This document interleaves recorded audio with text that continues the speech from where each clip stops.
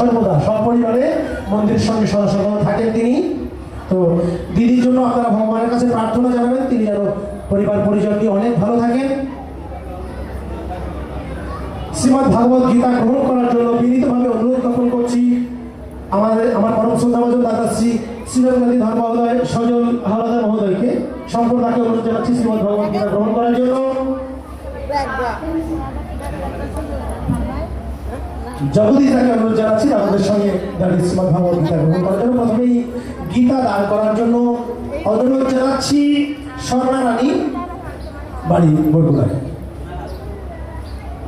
স্বর্ণা রানীর পতিদেব শ্রীমদ্ ভাগবত গীতা দান করছেন।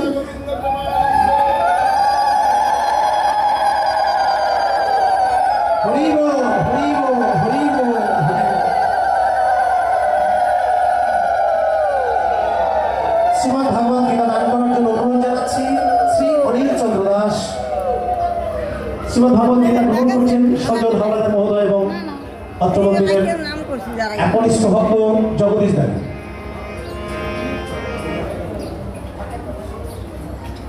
বলো জয় জয় রাধা কৃষ্ণ প্রেমানন্দে।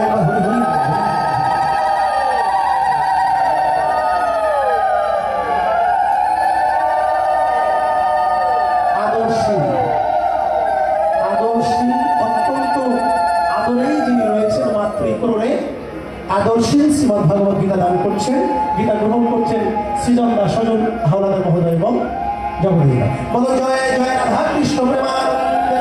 হরি হরি বল।